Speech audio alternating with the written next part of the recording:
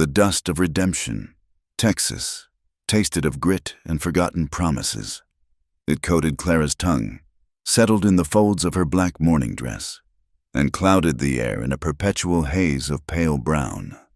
The wagon wheels groaned a mournful tune against the hard-packed earth, a fitting soundtrack for the end of a journey she had begun with a heart full of hope and was now finishing with nothing but a name and a letter of introduction.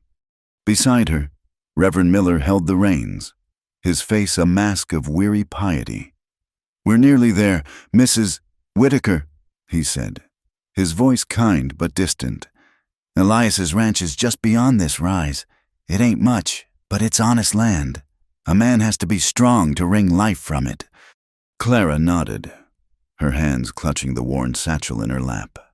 Inside, nestled between her few belongings, was a small, ribbon-bound stack of letters.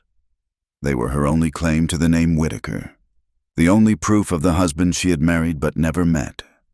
Sergeant Caleb Whitaker, a man whose handsome, smiling face she knew only from a single, fading tintype, and whose soul she knew only through the elegant loops and bold strokes of his handwriting. They had been married by proxy, a hurried affair of signatures and witnesses conducted hundreds of miles apart, a desperate grasp for a semblance of normalcy and a future in a country tearing itself apart by war. Then, silence, followed months later by an official letter from the Army, and a final, posthumous one from Caleb himself, directing her here, to his brother, to Elias.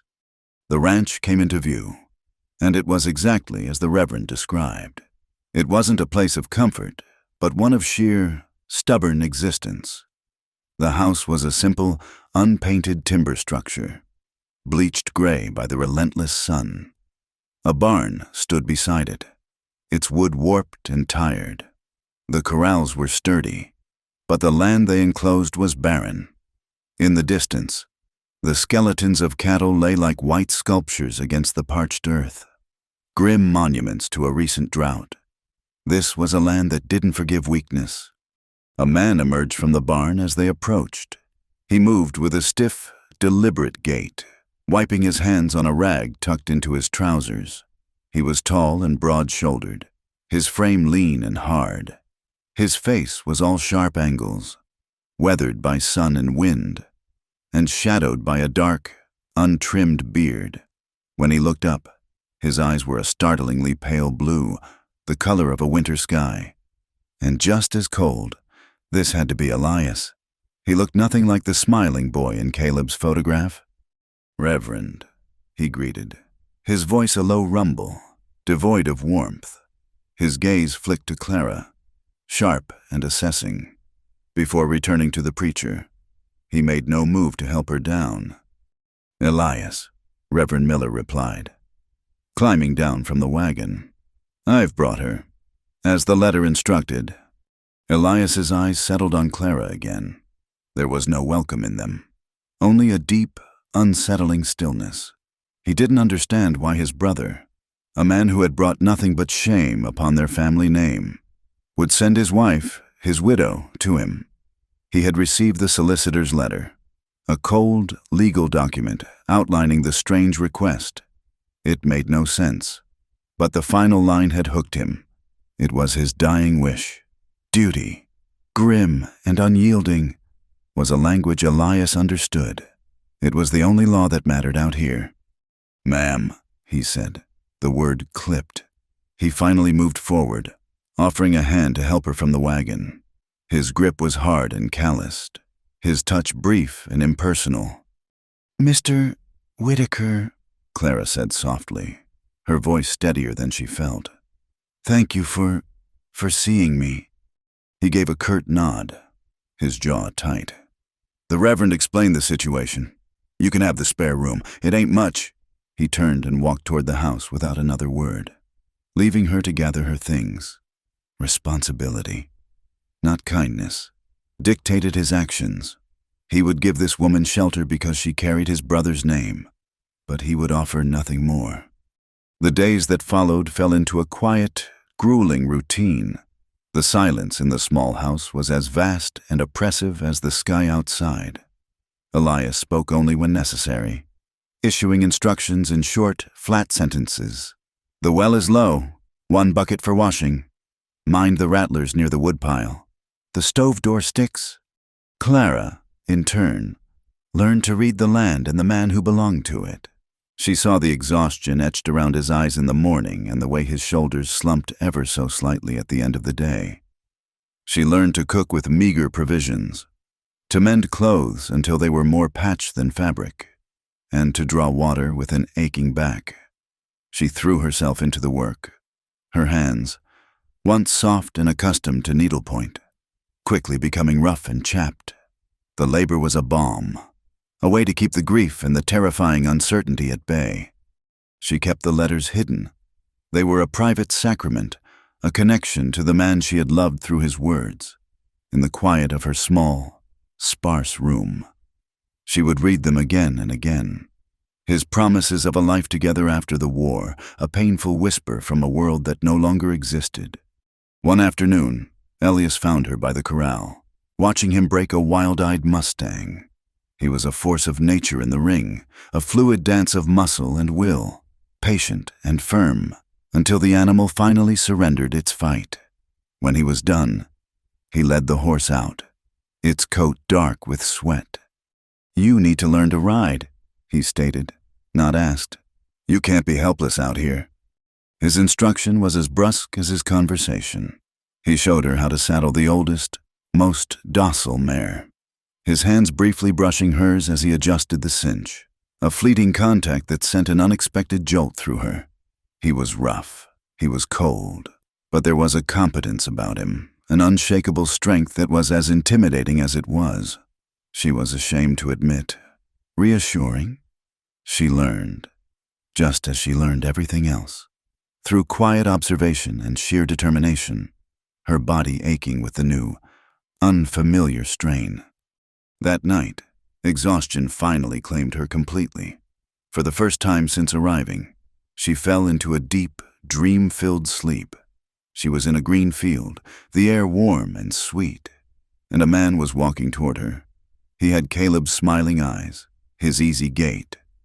He reached for her, his lips forming her name, and in the profound stillness of the small Texas ranch house, Clara sighed in her sleep, a soft, broken sound. "Caleb." The name was a whisper, barely a breath, but in the dead of night, it was as loud as a gunshot. In the next room, Ellis jerked awake. He lay rigid in the dark, his heart hammering against his ribs. He thought he'd imagined it, a phantom sound dredged up from the depths of his own haunted memory. He held his breath, listening. The house was silent, save for the creak of timber settling and the distant cry of a coyote. But he had heard it. He was sure of it. Caleb. A cold shock, sharp and numbing, washed over him. How could this woman, this stranger under his roof, know that name? The solicitor's letter had been vague, referring only to her as the widow of a Sergeant Whitaker. It was a common enough name, but Caleb? No, it couldn't be. He rose from his bed, the floorboards cold beneath his bare feet, and stood in the darkness, his mind reeling. Caleb, his younger brother, the golden boy, charming and reckless, who had run off to join the cavalry against Elias's warnings. The brother who, according to the Army's official report, had disappeared during an Apache raid, presumed dead. But the official report was a lie, a sanitized version of a much uglier story Elias had pieced together from the hushed whispers of another soldier from their hometown. A story of cowardice, of desertion in the face of the enemy. Caleb hadn't been a hero lost in battle. He had been a traitor who had abandoned his men to save his own skin. He had vanished into the wilderness, leaving a stain of shame on the Whitaker name that Elias had spent years trying to scrub away with hard work and solitude. He had never forgiven him. He had buried his brother not in his heart, but in a shallow grave of contempt. And now, this woman was whispering his name in her sleep, the name of a ghost, the name of a disgrace.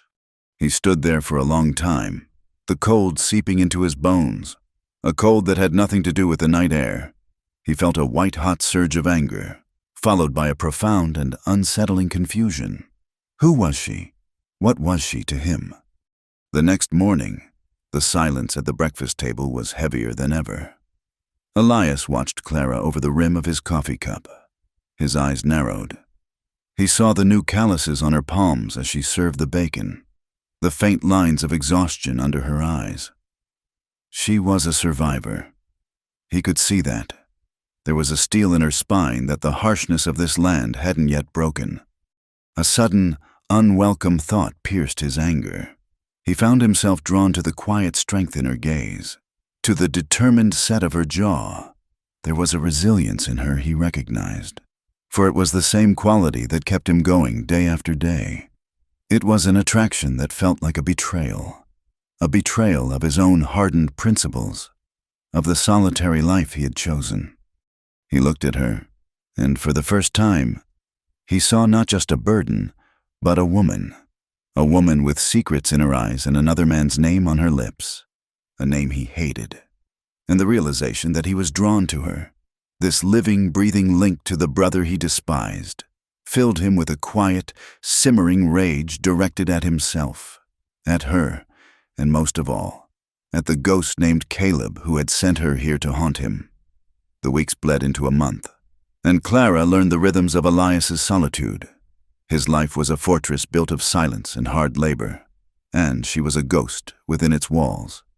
On a rare trip into the town of Redemption for salt and flour, she'd lingered by the mercantile, pretending to inspect a bolt of calico while listening to the low gossip of two women. The whispers painted a portrait of her host that was as stark and unforgiving as the landscape. They said Elias Whitaker trusted no one, least of all a woman, though they didn't say why. They said he'd killed a man, a cattle rustler caught on his land a few years back. He hadn't waited for the sheriff, just handled it himself, burying the body where no one would ever find it. It wasn't murder, they reasoned. Not out here. It was survival, the law of the prairie. He lived by a code written in dust and blood, a code that had no room for softness, no place for a woman who whispered a dead man's name in the night. Clara saw the truth of it in the way he moved, in the constant, watchful stillness of his eyes. He was a man who expected trouble from every direction. She was just another potential threat he hadn't yet figured out. The discovery happened on a sweltering afternoon. The air in the barn was thick with the sweet, dusty scent of hay and the sharp tang of horsehide. Elias had tasked her with mucking out the empty stall at the far end, a space he rarely used. As she swept the packed dirt floor, her broom snagged on the corner of a small, leather-bound trunk half buried under a pile of old burlap sacks. Curiosity, a feeling she had long suppressed, pricked at her. With a grunt of effort, she dragged the heavy trunk into a shaft of sunlight slanting through the barn's high window. The leather was cracked and dry, the brass latch green with verdigris. It wasn't locked. With trembling fingers, she lifted the lid. The trunk was mostly empty, save for a few moth-eaten blankets and a tarnished cavalry bit. But tucked in the corner, folded with military precision, was a jacket. It was the deep, familiar blue of the Union cavalry, the wool worn thin at the elbows and collar. The yellow piping was faded, the brass buttons dull, but it was unmistakably a soldier's coat. She lifted it out. It was heavy, real. It smelled of dust and time and faintly of the man who had worn it. As she ran her hand over the coarse fabric, her fingers caught on something inside the collar. She turned it over. There, stitched in neat, careful lettering with white thread, were the initials and a name. C. Whitaker. Caleb. A gasp escaped her lips. A choked, painful sound. It was this rough, tangible thing had been worn by the man she had known only through ink and paper.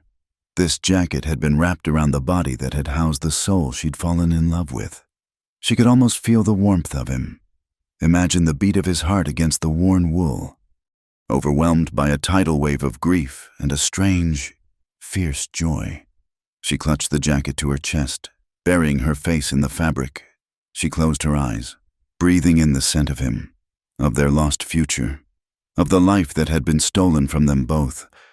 The letters, the tintype, they were phantoms. This was real. "What are you doing?" The voice was like a whip crack in the still air. Clara's eyes flew open. Elias stood in the barn doorway, a dark silhouette against the blinding afternoon sun. He took a step forward, his face emerging from the shadows. His expression was a mask of cold fury. His pale eyes narrowed to slits.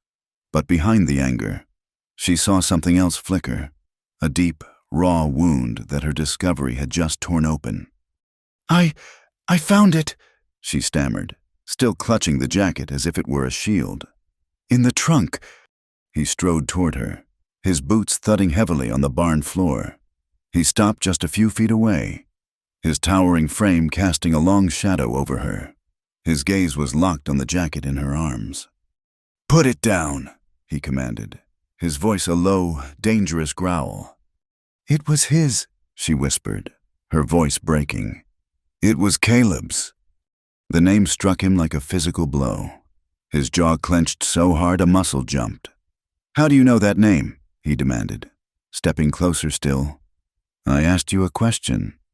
Why do you keep saying his name?" Tears welled in Clara's eyes, born of grief and the sudden, terrifying intensity of his anger. The truth, the only thing she had left, tumbled from her lips in a rush. "Because he was my husband! Caleb Whitaker was my husband!" Elias froze, his face a storm of disbelief and rage. "You're lying!" "No," she insisted, her voice gaining a sliver of strength. She would not be cowed.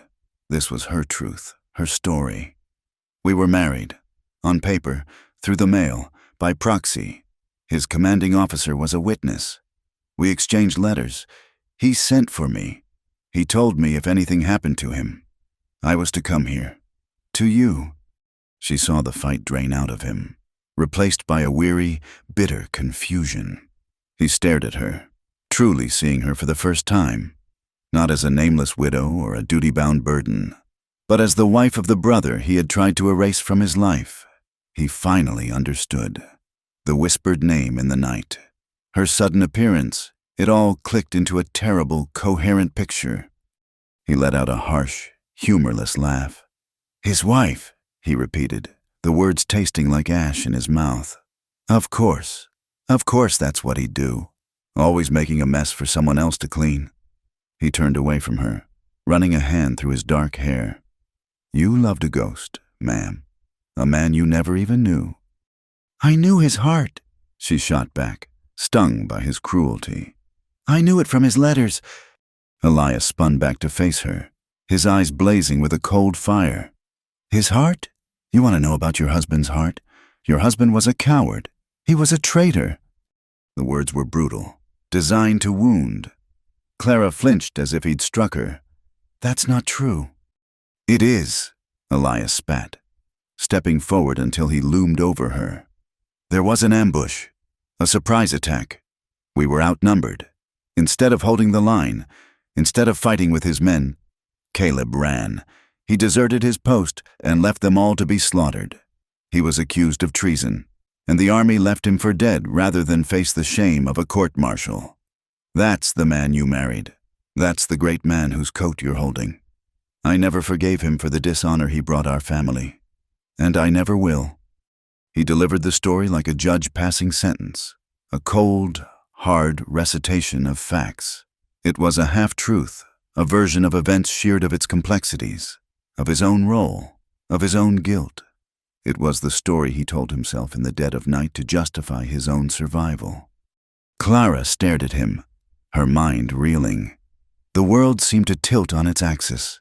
The heroic soldier from the letters, the man who wrote of honor and duty, couldn't be the same person Elias described. It wasn't possible. And yet, the bitterness in Elias's voice was too real, too profound to be a simple lie. A seed of doubt, cold and poisonous, took root in her heart. She began to question everything she thought she knew about the man she'd married, the man she'd mourned. That night, a storm rolled in from the west, mirroring the tempest in Clara's soul. The wind howled around the small house, rattling the window panes. Rain lashed against the roof in violent sheets, and thunder cracked the sky open, each boom vibrating through the floorboards. Unable to sleep, Clara left her room, seeking a glass of water, her mind a chaotic whirl of Caleb's gentle words and Elias's venomous accusations. The house was pitch black, lit only by the fleeting, ghostly flashes of lightning. As she felt her way toward the stairs leading down to the kitchen, a particularly loud clap of thunder shook the house to its foundations. Startled, her foot slipped on the top step. She cried out, her arms flailing as she pitched forward into the darkness. Suddenly, a hard, strong body slammed into hers. Two powerful arms wrapped around her waist, yanking her back from the edge with a force that knocked the wind from her lungs. It was Elias. He had been standing at the bottom of the stairs, a silent sentinel in the dark. He held her pinned against him, her back pressed to his chest. For a moment, they were frozen, suspended in the chaos of the storm. A flash of lightning illuminated the room, and in that stark, white light, she saw his face, his eyes wide, his expression stripped of its usual anger, leaving only a raw, unguarded shock. She could feel the frantic, heavy beat of his heart against her shoulder blades, the warmth of his breath on her neck. It was the first time they had touched with anything other than brusque necessity, the first time the barriers of duty and grief had been shattered. In that trembling, heart-stopping instant, they were not a rancher and his brother's widow. They were just a man and a woman, clinging to each other in the dark.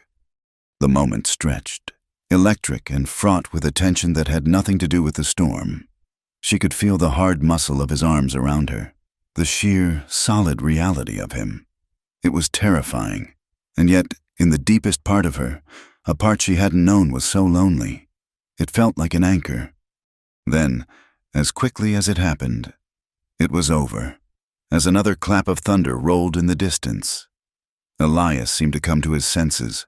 A shudder ran through him, and he abruptly released her, stepping back as if her touch had burned him. He muttered something under his breath, a curse directed at himself, and, without another word, he turned, wrenched the front door open, and walked out into the raging storm. The wind and rain tore through the open doorway, but Clara didn't move. She stood trembling at the top of the stairs, one hand on the wall to steady herself, the other pressed against her racing heart. She was left alone in the darkness, soaked by the spray, shivering not from the cold, but from the shock of his touch and the utter desolation of his retreat. The morning after the storm was unnaturally quiet. The air scrubbed clean and a fragile truce settling over the land. The truce did not extend to the two inhabitants of the Whitaker Ranch. Elias moved with a coiled tension, his silence heavier and more charged than before. He mended a fence with furious, precise movements, his back a rigid wall that Clara dared not approach. She busied herself with chores. The memory of his arms around her, the raw shock in his eyes, a phantom touch that lingered on her skin. 2 days later, Elias rode into Redemption for supplies. He returned hours later than expected, just as the sun began to bleed across the horizon. He dismounted with a weariness that went beyond physical labor, his face grim. "They're saying a man from the old 7th Cavalry turned up in Fort Worth," he said, his voice flat as he unsaddled his horse. "A corporal named Jedediah Stone. He was with Caleb's unit. They say he survived the ambush." Clara's heart seized. A survivor, a witness, someone who knew the truth. "What does that mean?" she asked, her voice barely a whisper. Elias didn't look at her. He slung the saddle over the corral fence with a thud. "It means I'm riding out in the morning. Fort Worth is a 4-day ride. I need to hear what he has to say." He finally turned to face her, his pale eyes unreadable. "There's enough water in the cistern to last you a week. The shotgun is loaded above the hearth. Use it if you have to. Don't open the door for anyone." The next morning, he was gone before the sun had fully risen, a solitary figure disappearing into the vast, indifferent landscape. The silence he left behind was profound, a living entity that pressed in on Clara from all sides. The ranch, which had felt confining with his brooding presence, now felt terrifyingly empty. The days stretched into an eternity of chores and silence, punctuated only by the lowing of the cattle and the ceaseless moan of the wind. In this crushing solitude, Clara found a new companion. In her satchel was a small, leather-bound journal she had packed but never opened. On the third night of being alone, she lit a candle, dipped a pen into a small pot of ink, and began to write. October 12th, 1875. He has been gone 3 days. The quiet of this place is a physical weight. I find myself listening for the sound of his boots on the porch, a sound I once dreaded. How is that possible? My mind is a battlefield. Elias speaks of Caleb with such hatred, painting him a coward. But the man who wrote me letters spoke of honor. Who was my husband? A traitor or a hero? And who is this man? This Elias, whose touch I can still feel on my skin, whose anger feels like a shield for a pain so deep I cannot fathom it? I'm ashamed to write this, but when he held me during the storm, I did not feel fear. I felt safe. God help me. I am the widow of one brother, living under the roof of another, and my heart is a traitor to them both. She wrote every night, filling the pages with the chaotic tangle of her emotions, the gnawing uncertainty about Caleb's past, the fear of her own future, and the growing, undeniable pull she felt toward Elias. It was a forbidden feeling, a vine of ivy creeping over a tombstone, and it filled her with both guilt and a desperate, unfamiliar longing. Elias was gone for 9 days. Clara had begun to fear he wasn't coming back when she saw the dust cloud on the horizon late one afternoon. She watched from the porch as he rode in. His posture slumped in the saddle, a figure of utter exhaustion. He looked as if he'd aged 10 years. His face was dark with dust and a deep, soul-level weariness. He dismounted and walked toward her, not with his usual stiff gait, but with the slow, heavy tread of a defeated man. He said nothing. In his hand, he carried a small, grimy leather pouch, which he held out to her. "These are for you," he said, his voice raspy. "The corporal, Stone, he kept them, from Caleb's things." Clara took the pouch. Her fingers trembled as she untied the leather cord. Inside was a bundle of letters, at least a dozen of them, tied with a faded piece of twine. They were addressed to her, in Caleb's familiar hand, but they had never been sent. They were creased and stained, as if they had been carried for a very long time. She sat down on the porch steps, the setting sun casting a fiery glow over the parched fields, and began to read. Elias remained standing, a silent, brooding statue a few feet away. The first few letters were full of the same love and hope as the ones she had received. But then the tone began to change. "There is a sickness in this command, my love, a rot that starts at the top. Major Thorne looks at me with a coldness I do not understand. He changes orders, sends our patrols into areas the scouts have warned are unsafe. Men are dying. Clara, needless deaths." Another letter, dated just weeks before the ambush, was even more desperate. "I fear I have stumbled onto something terrible. Thorne is selling army rifles to the very raiders who attack us. I have proof, a ledger I found. I confronted him. It was a mistake. He denied it, but I saw the truth in his eyes. He will not let me leave this place alive. He has forbidden me from sending or receiving mail, to isolate me. If you are reading this, it means the worst has happened. Do not believe what they will tell you of me. Clara, know that I loved you, and I tried to be the man you deserved." The final letter was a frantic, barely legible scrawl. "He is sending us into a canyon tomorrow. The scouts say it is a trap. It is a death sentence. He is going to get rid of me and the others who know. I am giving these letters to Corporal Stone. He is a good man. If I do not return, he has sworn to find you. My dearest Clara, my wife, I am sorry. I am so sorry I never got to see your face. Tears streamed down Clara's cheeks, blurring the ink. She cried for the man she had never met but knew so intimately. A man who was not a coward, but a brave soldier murdered by his own commanding officer. She cried for his fear, for his loneliness, and for the life that had been so cruelly stolen from them.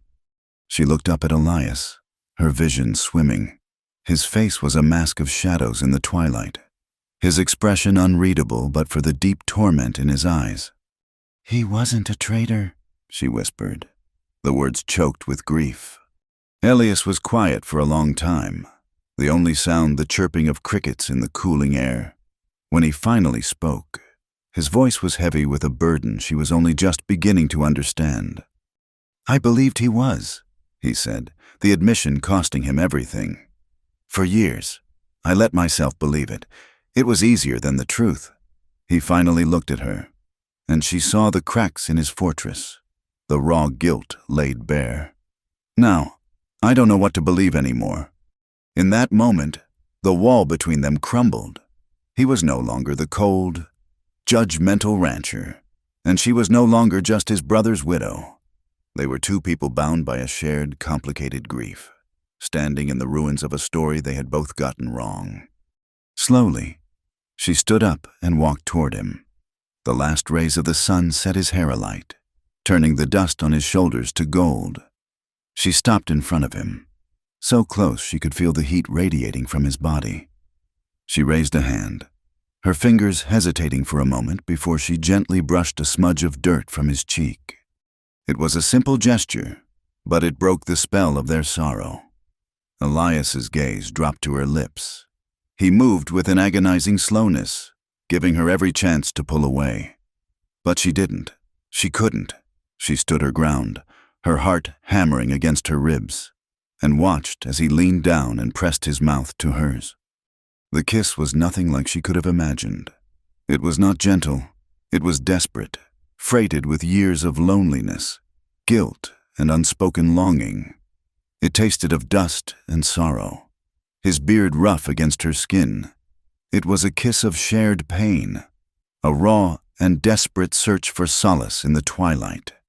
She leaned into him, her hands coming up to grip his coarse shirt, anchoring herself to him as a storm of emotions she couldn't name raged within her. He responded with a low groan, his arms coming around her, pulling her flush against his hard body. The kiss deepened, becoming something hotter, something more dangerous. His hands slid from her waist, moving up her back, his fingers tangling in her hair as he tilted her head to give him better access. All the repressed feelings, all the stolen glances and silent tensions, ignited in a flash of heat. This was not comfort, it was consumption. They were on the edge of a precipice, teetering on the brink of erasing every line that had been drawn between them. But as his hand slid lower, pressing her impossibly closer, a single, sharp image flashed in Clara's mind. Caleb's face from the tintype, his eyes smiling, his expression full of hope. The words from his final letter echoed in her ears. "My wife." A gasp of pure panic escaped her lips. She was betraying him. She was betraying the memory of the brave man who had died alone. Thinking of her. "No," she breathed, wrenching her mouth from his. With all her strength, she pushed against his chest. "Elias, stop! I can't." The passion in his eyes was instantly extinguished, replaced by a familiar, shuttered coldness. The shock on his face was mirrored by her own. He released her so abruptly she stumbled back a step. He looked down at his hands, then at her, as if seeing her for the first time, a stranger he had almost violated. Without another word, he turned on his heel and strode toward the barn, disappearing into the encroaching darkness, leaving Clara alone on the porch, trembling and gasping for air, her lips still burning from the touch of a forbidden kiss. Sleep did not come. The kiss had burned away any chance of rest, leaving behind the ashes of confusion and a profound, aching sorrow, before the first hint of gray lightened the eastern sky. Clara was dressed. A grim resolve had settled in her heart. silencing the storm of the previous night. She could not live between two ghosts, the hero in the letters and the coward in Elias's story. She needed a place to lay one of them to rest. She needed a grave. She left a note on the kitchen table. Gone to town. Will be back by dusk. Saddled the old mare with practiced hands and rode out. She didn't head for the main street of Redemption, but for the small, gated plot of land on the west side of town, the military cemetery. It was a bleak and lonely place, even in the soft morning light. Rows of simple white wooden crosses stood at attention on a patch of sun-scorched earth. An old man with a back bent like a willow branch was tending to the dry soil around a marker. He looked up as she dismounted, his eyes watery and curious. "Mornin', ma'am," he rasped. "Payin' respects?" "I am," Clara said, her voice tight. "I'm looking for Sergeant Caleb Whitaker, 7th Cavalry." The old man's face softened with a weary sympathy. He pointed with a gnarled finger. "Over there, 3rd row from the back, but I ought to tell you, ma'am. Ain't no one in that plot." Clara froze, her hand on the gate latch. "What do you mean?" "It's a memorial," he explained, leaning on his rake. "For the boys from the ambush up near the Cimarron. They never recovered the bodies. The army just sent the stones, so the families would have a place to come and grieve. A sad business." His words struck her with the force of a physical blow. No body. It wasn't a grave. It was a lie carved in wood. She walked numbly past the old man, her boots kicking up small puffs of dust. She found the cross easily. It was just like the others, painted white, with his name and rank stenciled in black. SGT, Caleb Whitaker, beloved son and soldier. She knelt in the dirt, tracing the letters of his name. There was nothing here. No connection, no finality. Just an empty space in the earth representing the empty space in her life. The half-truths and evasions all coalesced into a single, unbearable weight. Elias had known. He must have known there was no body. The story he'd told her was incomplete, a carefully curated version meant to keep his own secrets buried. The ride back to the ranch was a blur of righteous fury. When she arrived, she found Elias in the barn, sharpening an axe with long, methodical strokes of a whetstone. The rhythmic shing-shing-shing of steel on stone stopped the moment she stepped through the door. He looked up, his face guarded. "You're back early." "I went to the cemetery.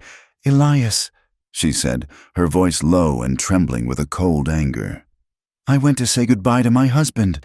She took a step closer, her eyes locked on his. "There's no one buried there. It's an empty plot, a memorial." He flinched, his knuckles whitening around the axe handle.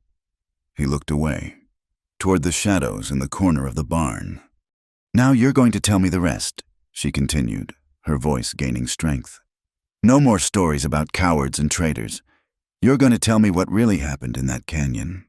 You're going to tell me why my husband doesn't have a grave."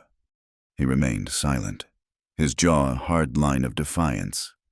"Look at me!" she cried, and the sound echoed in the cavernous space. "You owe me that much. You owe him that much." Slowly, painfully, he turned to face her. The fortress in his eyes had crumbled, leaving behind a wasteland of guilt and despair. He dropped the axe and it clattered to the floor. He sank down onto a nearby hay bale, burying his face in his hands. "I was there," he said, his voice muffled and broken. "I was his sergeant. Our lieutenant was killed in the first volley." He took a shuddering breath and looked up, his pale eyes swimming with a pain so profound it stole her breath.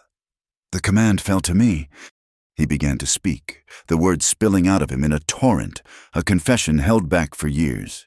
He described the ambush, the sudden, terrifying chaos, the dust and smoke, the screams of men and horses. They were trapped, pinned down, being decimated from the ridges above. Caleb's squad had been cut off, holding a forward position that had become a death trap. "I had a choice," Elias whispered, his gaze fixed on a past only he could see.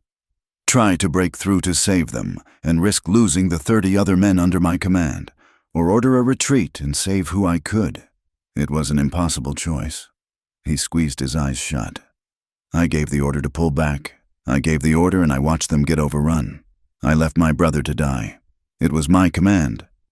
The truth settled in the air between them, heavy and suffocating. His years of bitterness, his hatred for Caleb's memory. It was never about his brother's cowardice. It was a shield, a hideous lie he had constructed to protect himself from the unbearable truth of his own actions. He had vilified his brother in his own mind because it was the only way he could live with the choice he had made. When Corporal Stone told me what really happened, Elias continued, his voice hoarse, about the major, about the letters, I realized Caleb died a hero, trying to expose a traitor, and I was the one who left him there. He finally looked at Clara, his face a mask of self-loathing. When you showed up here, I thought you were my punishment. God sending a ghost to make me pay for my sins. Clara sank to her knees in the dirt before him. The anger had vanished, washed away by a wave of pity so immense it was painful. She saw not a monster, but a man who had been trapped in that canyon for years, reliving that single terrible moment over and over again. She reached out and placed her hand on his knee. He flinched at her touch but didn't pull away. You made a soldier's choice, Elias, she said softly. I condemned my own brother, he choked out. You saved 30 other men, she countered, her voice firm. 30 sons, husbands, and brothers who got to go home because of you. She looked into his tormented eyes. The sin wasn't in the choice you made. The sin was in letting it poison you for all these years. She gave his knee a gentle squeeze. He would have forgiven you. It is time you forgave yourself. He didn't answer, but a single, hot tear escaped his eye and traced a clean path through the grime on his cheek. That night, they sat before a crackling fire in the hearth, the wind howling outside like a restless spirit. The confession had broken something open in both of them, and, for the first time, they spoke without pretense. They didn't talk of the past, but of the empty, aching present. All my life, I wanted to be a wife, a mother, Clara confessed, staring into the flames. Now I'm a widow to a man I never met. I wear black for a life I never had. Sometimes I just want to be Clara, not Mrs. Whitaker, not a widow, just a woman who is alive. Elias watched her, the firelight dancing in his pale eyes. I've been the brother of a ghost for so long. I think I became one. 2, he admitted, his voice low. I just worked. I just survived. I forgot how to live. He looked at her, a profound and vulnerable question in his eyes. I don't want to be a ghost anymore, Clara. In the quiet, intimate space between them, a new understanding bloomed. It was a shared desire, a desperate yearning to shed the skins of their pasts and feel the sun on their faces again. He reached across the small space separating them and took her hand. His calloused palm was warm and strong around hers. He stood, pulling her gently to her feet. He didn't kiss her. He simply looked at her, his eyes asking a question his lips could not form. She gave him her answer by rising on her toes and softly pressing her mouth to his. This kiss was nothing like the desperate, hungry clash on the porch. It was tender, searching, and deeply sad. It was a kiss of forgiveness, of acceptance. He led her by the hand to his room. There were no frantic, tearing clothes, no passionate fury. It was a slow, deliberate undressing of souls as much as bodies. In the flickering firelight, they saw each other for what they were. 2 wounded people, scarred by life and loss. His hands were gentle as they traced the line of her jaw, his touch reverent. Her fingers explored the tense muscles of his back, feeling the years of burden he had carried. When they came together, it was a quiet, solemn act. It was less about passion and more about a profound human need for connection, for warmth in the cold wilderness of their lives. There were tears, hers for the husband she had lost and the future she would never have, his for the brother he had failed and the years he had wasted in bitterness. They clung to each other, two survivors finding a momentary, desperate peace in the wreckage, seeking not pleasure but absolution. The next morning, Clara awoke tangled in Elias's arms, the rising sun casting a pale, hopeful light into the room. For the first time in a long time, she felt a sliver of peace. As Elias began to stir, a loud knock echoed from the front door, sharp and intrusive. Elias cursed under his breath, disentangled himself, and pulled on his trousers. Clara sat up, clutching the blanket to her chest as he went to the door.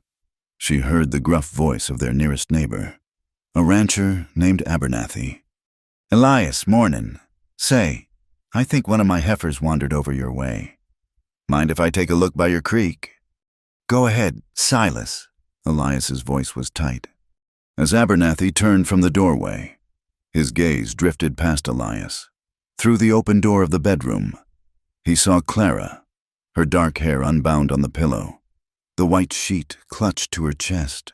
His eyes widened for a fraction of a second, a flicker of shock, followed by a slow, knowing, and deeply judgmental smirk. He tipped his hat.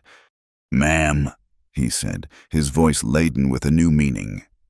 He turned and walked away, and Clara knew, with a certainty that chilled her to the bone, that their fragile, private peace was over.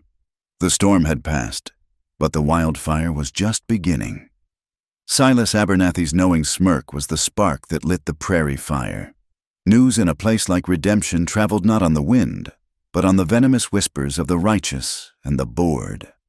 By the time Clara next rode into town for thread, the fire had become an inferno. The whispers were no longer whispers. They were a wall of sound she could feel but not quite hear. The women in the mercantile, who had once offered clipped but civil greetings, now turned their backs, clutching their children's hands as if Clara were a carrier of plague. Men who had previously tipped their hats to Elias now stared through him, their gazes hard and flat. The story had twisted and reshaped itself with each telling.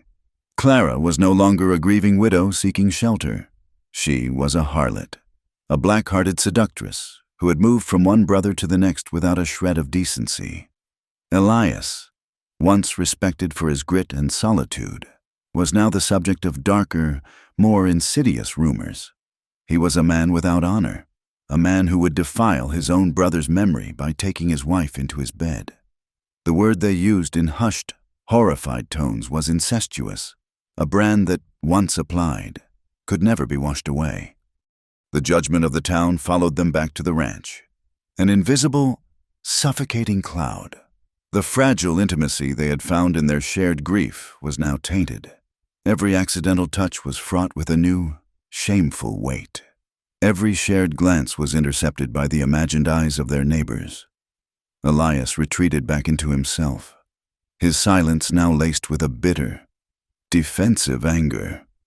He worked from before dawn until after dusk, as if he could exhaust the shame from his body, but it clung to him like the dust of the fields.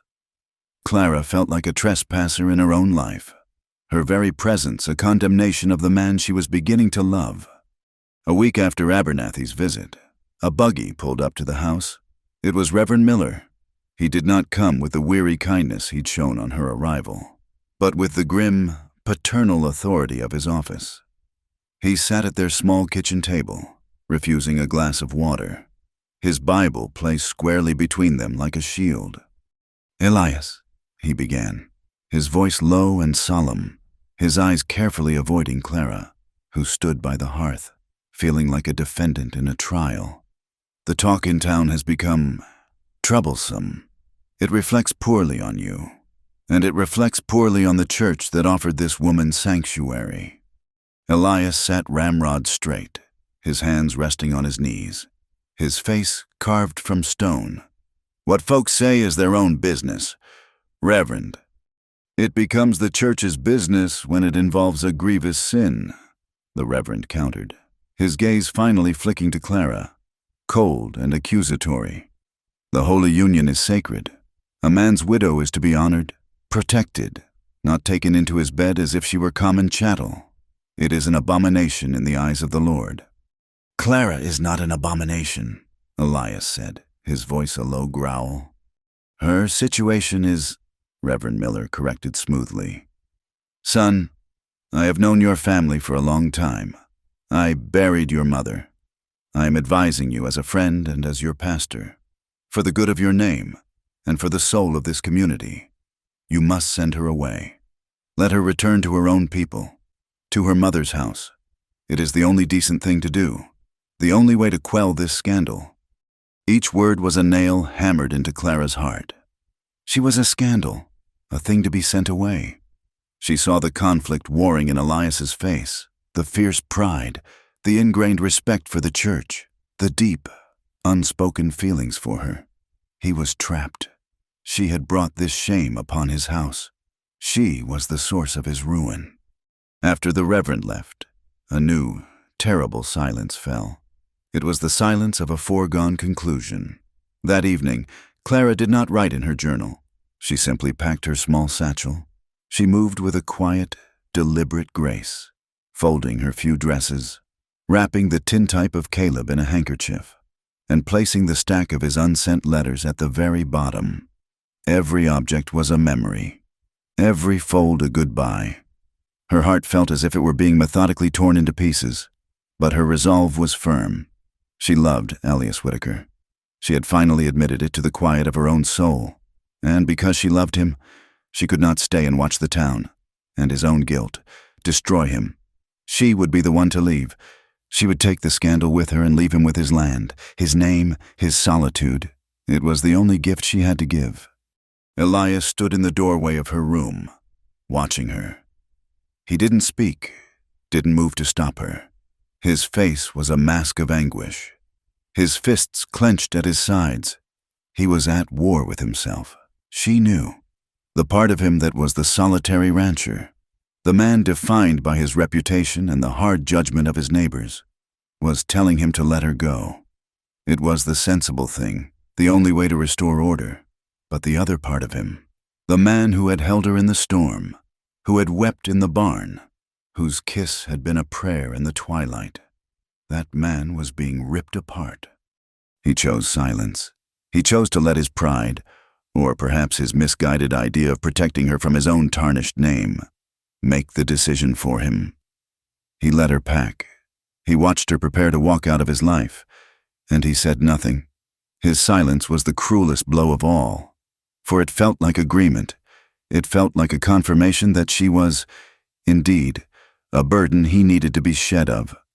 Her last night in the house was an agony of unspoken farewells. They ate their supper without a word, the clink of forks against the plates unnaturally loud. When she finally retreated to her room, she lay down on the bed fully clothed, too heartbroken to sleep. She was leaving at first light, walking away from the only place that had ever felt, however briefly, like home. Exhaustion finally claimed her, pulling her into a troubled, restless sleep. She dreamt, not of green fields or a smiling soldier, but of a storm. She was at the top of the stairs again, falling, and a pair of strong arms caught her. She turned in the dream, and the face that looked back at her was not Caleb's. It was weathered and bearded, with eyes the color of a winter sky, filled with a raw, desperate pain that mirrored her own. A name escaped her lips, not in a sigh of memory, but in a cry of pure, desperate longing. Elias.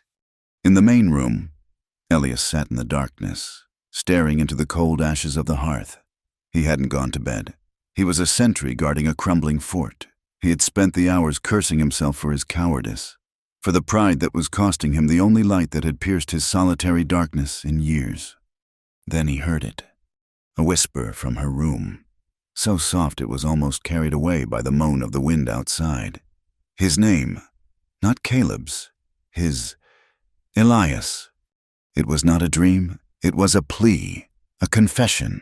The sound shattered the last of his defenses.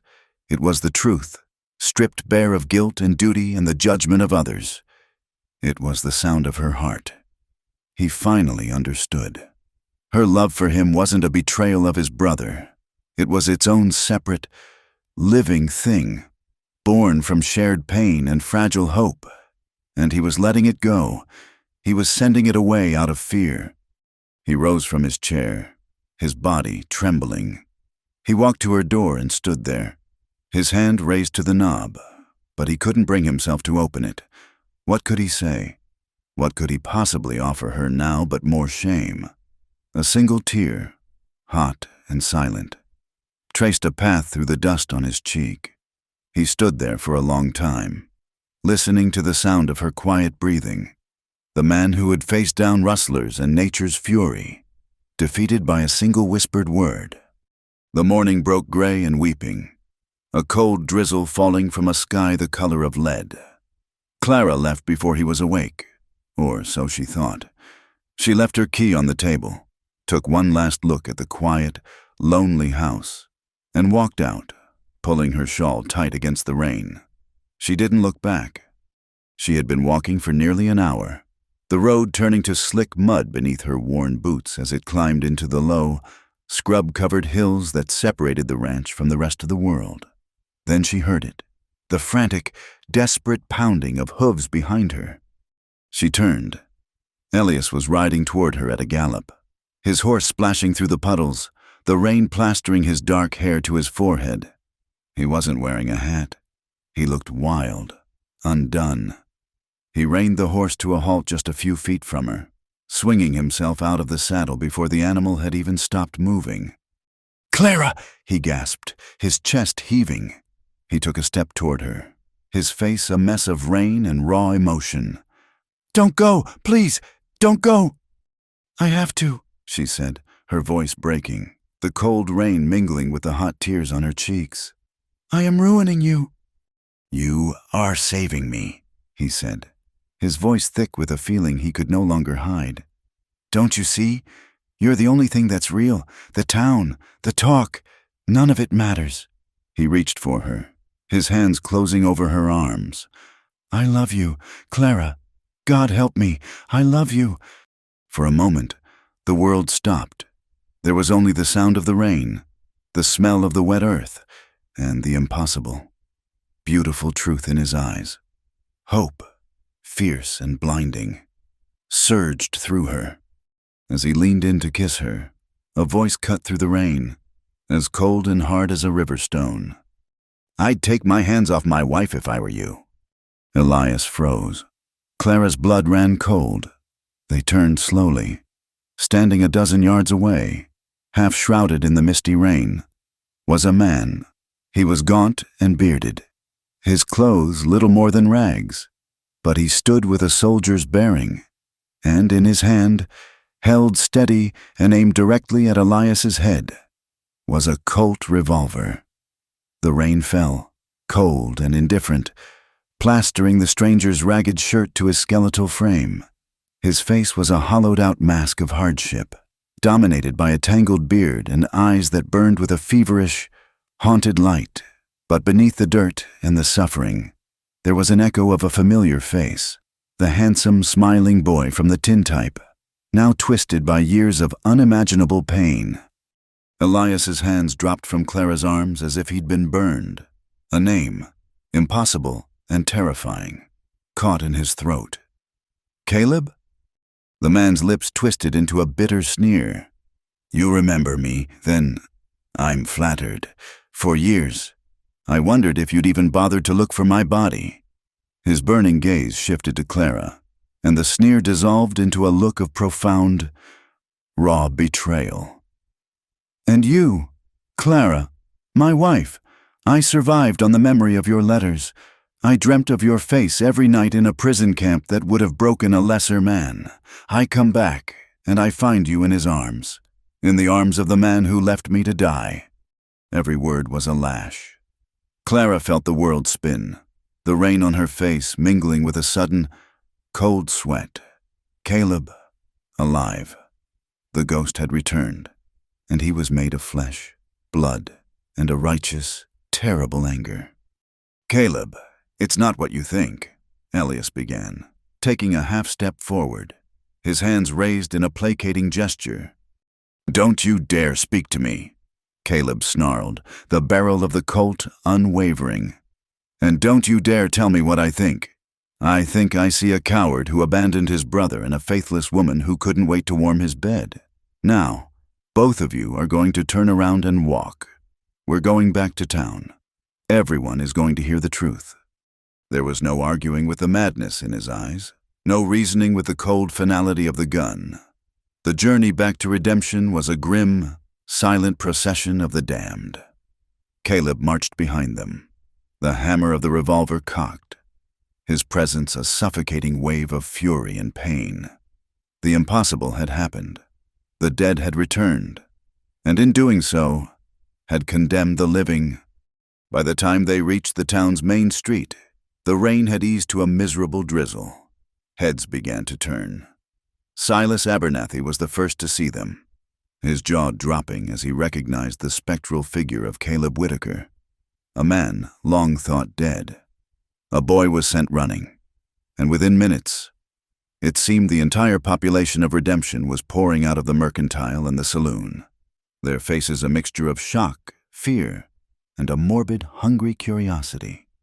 "Get Judge Peterson," Caleb bellowed, his voice raw with authority. "I've come to claim what's mine. I want my wife back." The crowd buzzed, their previous condemnation of Clara and Elias now supercharged by this impossible new drama. They were no longer just sinners, they were players in a story of biblical proportions, a story of resurrection and betrayal. The makeshift court was convened on the covered porch of the general store. Judge Peterson, a stout man with a weary face and a walrus mustache, sat behind a crate of tinned peaches, his expression one of profound irritation at having his afternoon interrupted. The townsfolk pressed in, a tight circle of whispering, judgmental faces, their eyes darting between the three figures at the center of the storm. "State your business, Caleb," the judge said, his voice flat. "And make it quick. I was about to sit down to my dinner." Caleb stepped forward, a man transformed. His posture straightened. His voice rang with the conviction of the deeply wronged. "Judge, for years this town has known me only as a ghost, a name whispered with shame. They were told I was a deserter, a coward. They were told that because it was the story my brother, Elias, wanted them to believe." He shot a venomous glare at Elias, who stood stoic and pale, his gaze fixed on the floorboards. "The truth is, I was taken prisoner. I spent 4 years in a living hell, and the only thing that kept me alive was the thought of the woman who was waiting for me. My wife." He produced a small, oilskin pouch. From it, he pulled a handful of letters, their pages worn thin as silk.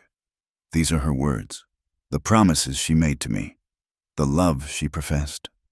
He began to read from one of Clara's old letters, his voice ringing with emotion, her gentle, hopeful words now sounding like a damning indictment in the tense silence. He painted a picture of a profound love, a sacred vow.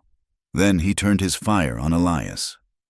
"And while I was suffering, what was he doing? He was telling lies to cover his own cowardice. He was the one who ordered the retreat.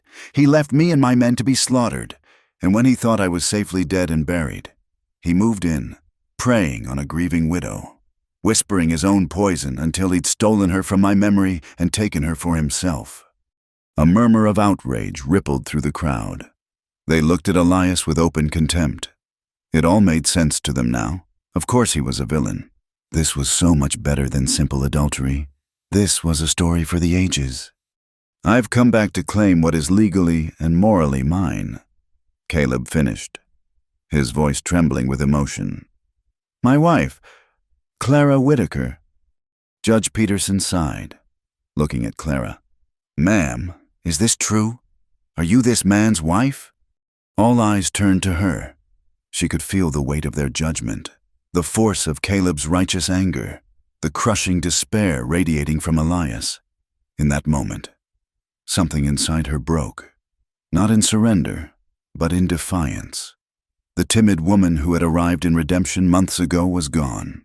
In her place was a woman who had survived, who had loved, and who would not be defined by the stories of men. She took a step forward, her chin held high. "May I speak, Your Honor?" The judge nodded, intrigued. "My name is Clara May Thompson," she began, her voice clear and steady, cutting through the murmuring crowd. "It is true that I entered into a proxy marriage with Sergeant Caleb Whitaker.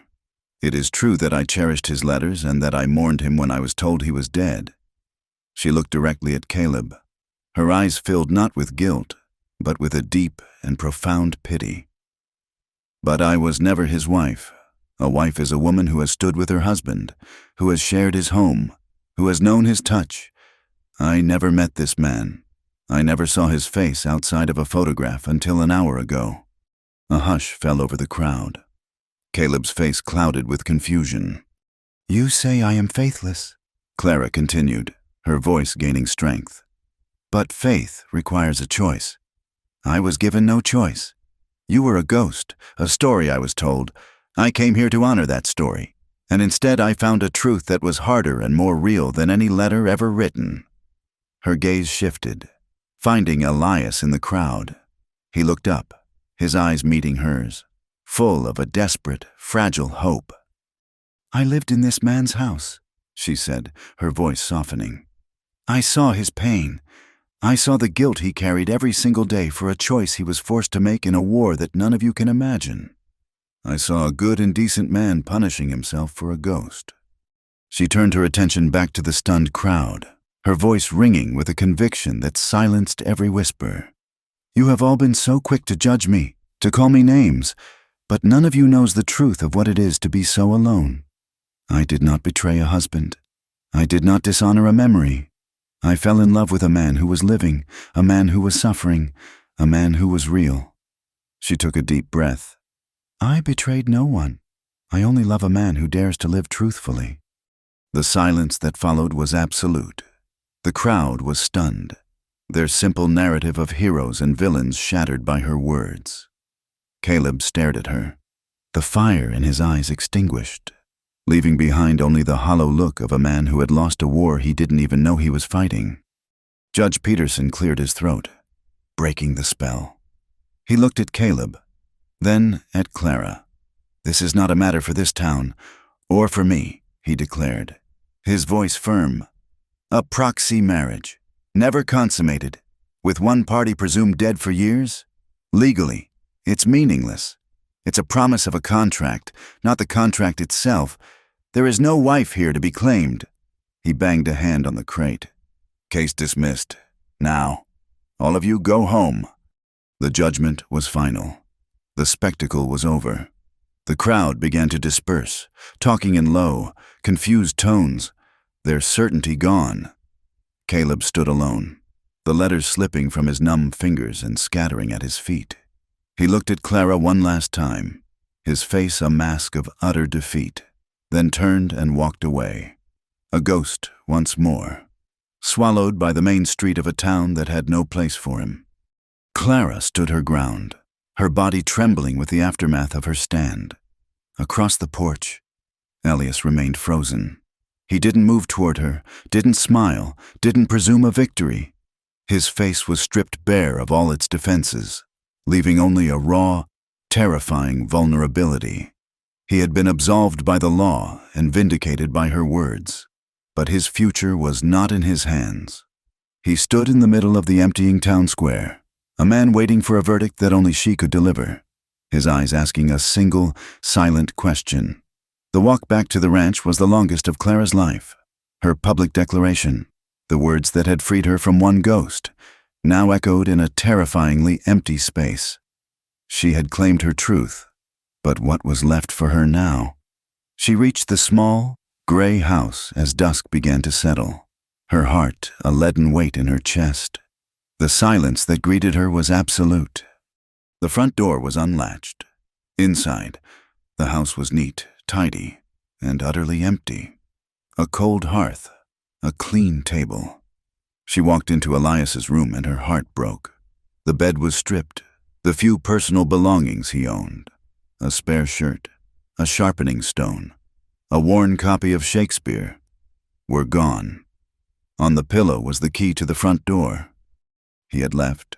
He had heard her proclaim her love, had watched her choose him over the judgment of the entire town. and he had responded by vanishing. For a moment, a wave of despair so profound it buckled her knees washed over her. Then, she understood. It wasn't a rejection. It was a sacrifice. He had removed himself from the equation, believing his tainted name was a stain she could never wash away. He was setting her free in the only way he knew how, by disappearing and leaving her with a clean slate, a ranch, a chance to start again without him. It was a final, misguided act of love, and it was the cruelest wound he could have possibly inflicted. That night, Clara did not cry. She lit a fire in the hearth, cooked herself a small meal, and opened her journal. October 21st, 1875. He is gone. He thinks he has given me a gift, but he has only taken the heart from this house. So be it. This land is now mine to tend. This house is mine to keep, and this heart, though broken, is mine to mend.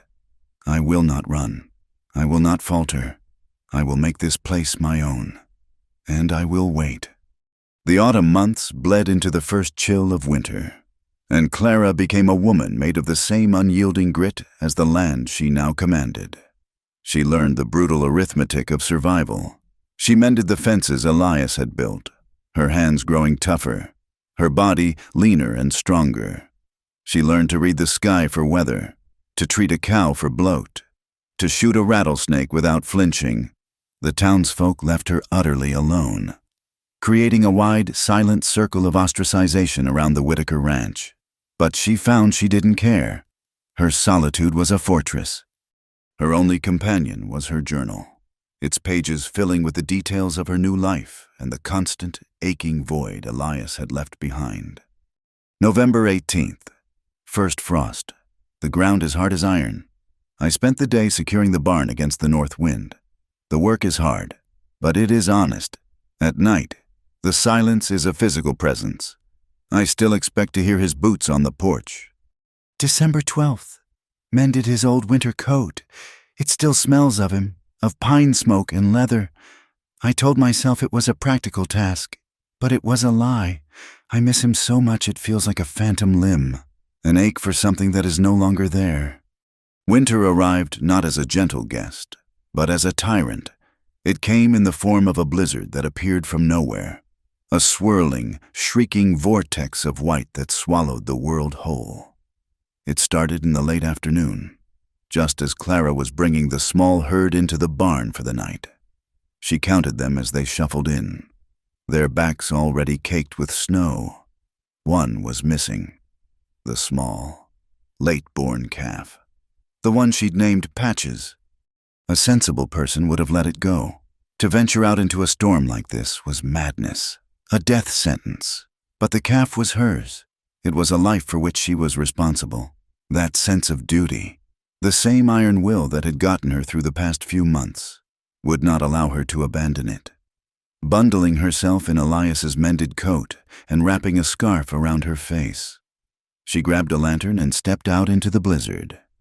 The world vanished. The wind tore the breath from her lungs and drove the snow into her eyes like tiny needles. The light from her lantern was swallowed by the swirling chaos a few feet from her face. She screamed the calf's name, her voice instantly ripped away by the gale. She stumbled forward, guided by a foolish, stubborn hope, her boots sinking deep into the rapidly accumulating drifts. Time ceased to exist. There was only the cold, the wind, and the suffocating whiteness. She found the calf huddled against a rock outcropping, shivering and half-frozen, with numb fingers.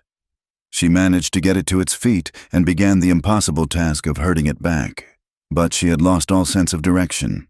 Every way she turned looked the same. The cold was a living thing now, seeping through her coat, her boots, her very bones. Her lantern flickered and died.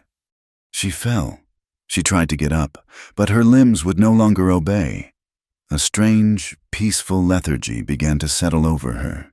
It would be so easy to just close her eyes, to sleep. She curled into a ball, pulling the shivering calf close for a final, futile warmth.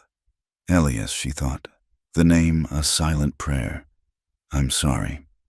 Just as the darkness began to claim her, A shape emerged from the white hell. It was a figure, tall and dark, moving with impossible purpose through the storm. She thought it was an angel, a fever dream at the edge of death. The figure knelt beside her. Strong arms, impossibly warm, slid beneath her. She was lifted from the snow as if she weighed nothing.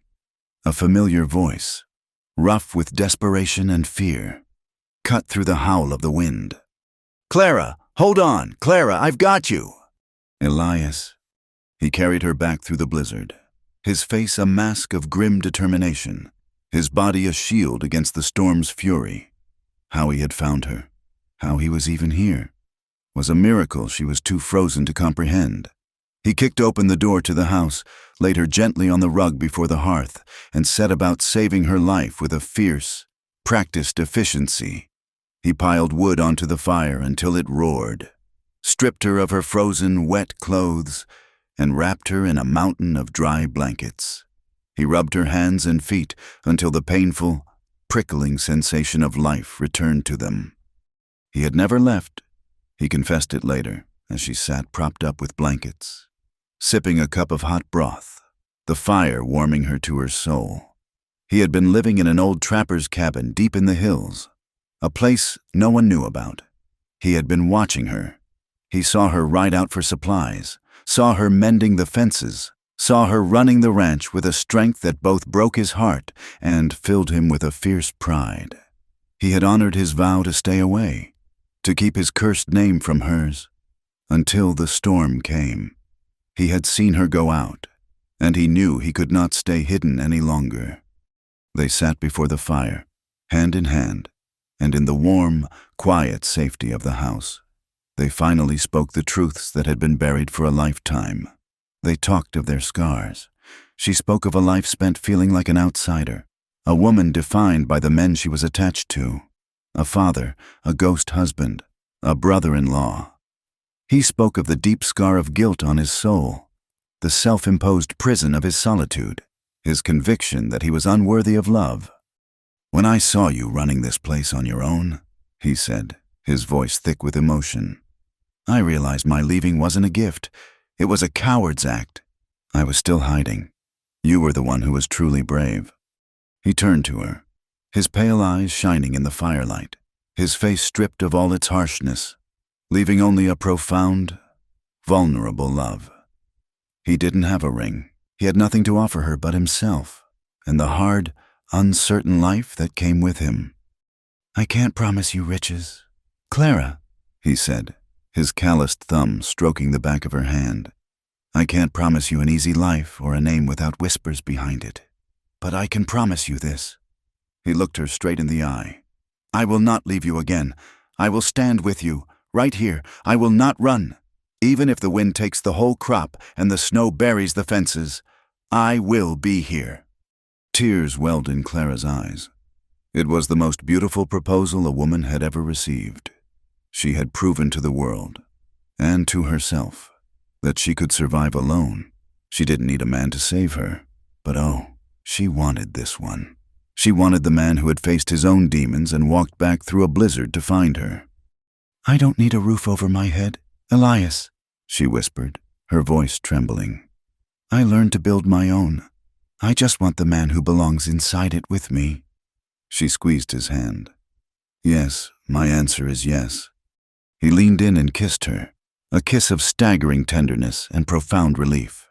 It was a promise sealed, a future claimed. Later, he led her to the bedroom. This time was different from the first. Their first union had been an act of desperate healing, a search for comfort in the wreckage of their pasts, shadowed by ghosts and tinged with the salt of tears. This was something else entirely. There was no hesitation, no guilt, no sorrow. It was a conscious, joyful choosing. When he laid her down, it was a slow, deliberate act of love, a claiming and a surrendering all at once. It was the fierce, unwavering commitment of two souls who had walked through fire and found each other on the other side. There were no more ghosts in the room, no more whispers from the town. There was only the sound of the dying storm outside and the quiet, powerful truth of two people, finally and completely, finding home. The seasons turned on the Whitaker Ranch, each one a testament to the stubborn resilience of life. The winter that had almost claimed Clara gave way to a spring of startling green, fueled by the melting snow. Summer baked the land to a familiar golden brown, and autumn painted the creekside cottonwoods in fiery shades of orange and yellow. 4 years passed, not as a blur, but as a series of deliberate, hard-won days that slowly, painstakingly built a life. The ranch thrived. Under Elias's knowledge and Clara's tenacious care, the herd grew, the small vegetable garden expanded, and the house itself seemed to settle into its foundations. No longer a place of solitude and sorrow, but a home that radiated a quiet warmth. The greatest change, however, was not in the land, but in the small cradle by the hearth. They had a daughter, a little girl with Clara's dark, thoughtful eyes and Elias's stubborn chin. They named her Hope, for she was the living, breathing symbol of a love born from the wreckage of the past. The town of redemption, like the land, changed slowly. At first, the ostracization was absolute, but the West was a pragmatic place, and survival demanded a grudging respect for those who endured. The townsfolk saw Clara, no longer the scandalous widow, but Mrs. Whitaker, working alongside her husband, her hands as capable as any man's. They saw Elias, his shoulders no longer bowed by a secret guilt, but squared with the responsibility of a husband and father. They saw the ranch prosper where others had failed.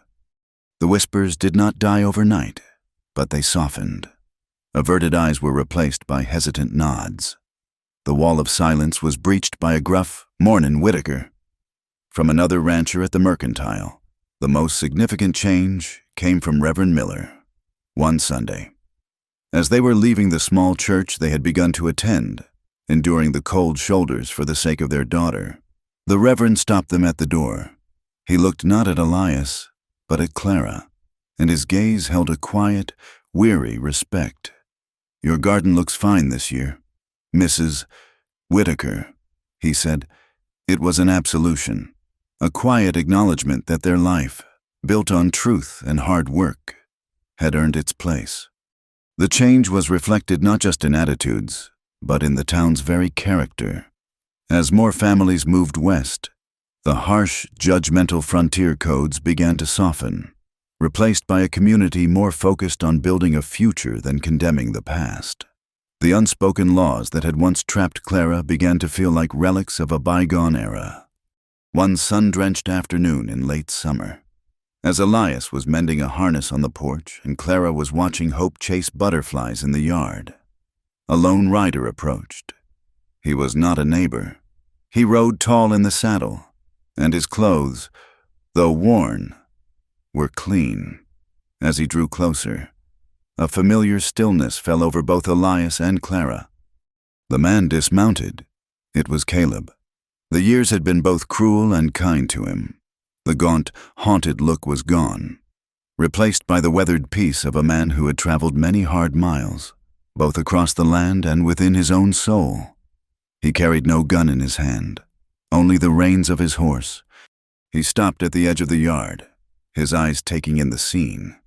The prosperous ranch, the man on the porch, the woman watching him with a calm, steady gaze. His gaze lingered on the little girl with dark hair, and a look of profound, complex sorrow crossed his face. "Elias," he said, his voice quiet. "Clara." Elias rose slowly, wiping his hands on his trousers. He did not speak, but waited. "I'm not here to cause trouble," Caleb said, his hands raised slightly. "I'm just passing through, heading for the territories, but I couldn't pass through without stopping." He took a deep breath, the confession of a man who had rehearsed this moment 1,000 times. "I needed to say I was sorry. For all of it, the things I said, the pain I caused. I was a man driven mad by what I'd lost, and I tried to make you both pay for it." He looked at Clara, his eyes full of a remorse that was genuine. "I never understood what a true marriage was until I saw you standing on that porch, speaking your truth, You were right. You were never my wife. You were a dream I held onto in the darkness. But a dream isn't a life. Then he turned to Elias. And you, brother, I blamed you for leaving me, but I was a soldier. I know the choices a man in command has to make. I don't know if I would have been strong enough to make the one you did. I spent years hating you for it, but I've come to realize I was just hating myself for not being the hero I thought I was. He managed a small, sad smile. I've learned to forgive that man. I hope you can, too. Elias walked down the porch steps until he was standing a few feet from his brother. For a long moment, the two men simply looked at each other. The ghosts of their past finally laid to rest between them. There's nothing to forgive, Caleb, Elias said, his voice thick. We both survived. That's all that matters. He extended his hand. Caleb took it, and the two brothers clasped hands, not in a bond of shared blood, but in the quiet, profound understanding of two men who had been to hell and found their own separate ways back. Caleb stayed for a glass of water, spoke of his new life as a scout, and watched his niece play with a gentle, distant sadness. Then he mounted his horse, tipped his hat, and rode west, disappearing into the setting sun, a man finally at peace. Their story, as such stories do in small, quiet places, became the stuff of legend. Travelers passing through Redemption would sometimes hear a romanticized version of it told around a campfire in the saloon. They would hear of the beautiful, mysterious widow who arrived in town, a woman haunted by the ghost of her dead husband. They would hear of the cold, silent rancher, a man with a dark secret in his past, and they would always end the story with the same poetic phrase, a line that had captured the imagination of the entire county. They say she called out a ghost's name in her sleep and woke the heart of a living man. Clara knew the story. She had overheard it herself once in town. It made her smile. It was simpler than the truth, cleaner, but in its own way, it was true enough. One evening, not long after Caleb's visit, she and Elias sat on the porch swing, watching the last of the fiery sunset paint the sky in strokes of deep orange and purple. Hope was asleep inside. The house was quiet, and a gentle breeze carried the scent of hay and dry earth. The world felt perfect, complete. Elias's arm was warm and solid around her shoulders. He was quiet for a long time, watching the colors fade from the sky. Then he spoke, his voice a low rumble beside her ear. You know, he said softly, you never have nightmares anymore. In the beginning, you used to cry out sometimes, but not for a long time now. He paused, then said, your dreams don't carry Caleb's name anymore. Clara leaned her head against his shoulder, a soft, contented smile on her lips. She looked out at the vast, darkening landscape, at the sturdy house they had made a home, at the endless sky full of nascent stars. Her long journey was over. She had walked through the valley of the shadow of death, had wrestled with ghosts, and had found her way not just to survival, but to a joy so profound it felt as real and solid as the man sitting beside her. That's because the one who woke me wasn't from the past, she whispered, turning to look into his pale, loving eyes. It was you. Thank you for listening to this story here at the Wild West Campfire. We'd love to know where you're tuning in from, so drop a comment below and let us know. If you enjoyed this tale, please consider subscribing to the channel and sharing your thoughts on the story.